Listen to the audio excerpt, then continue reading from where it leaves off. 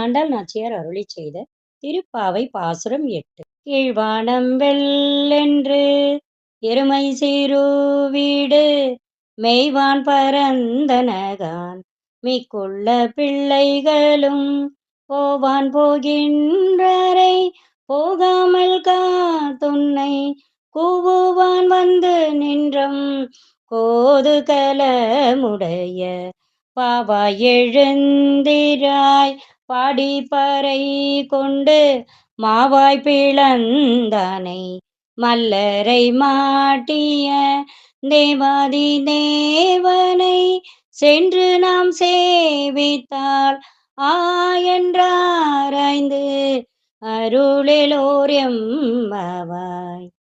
பொருள்: மகிழ்ச்சியை மட்டுமே சொத்தாக கொண்ட சிலை போன்ற அழகு கொண்ட பெண்ணே, கிழக்கே வெளுத்து விட்டது.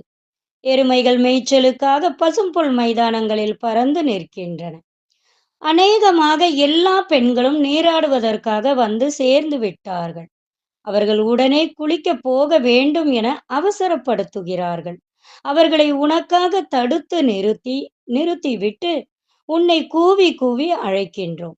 கேசி என்னும் அரக்கன் குதிரை வடிவில் வந்தபோது அதன் வாயை பிளந்து கொன்றவனும், கம்சனால் அனுப்பப்பட்ட முஷ்டிகர் உள்ளிட்ட மல்லர்களை வென்றவனும், தேவாதி தேவனுமாகிய ஸ்ரீகிருஷ்ணனை நாம் வணங்கினால் அவன் ஆ ஆ என்று அலறிக்கொண்டு நமக்கு அருள் தருவான்.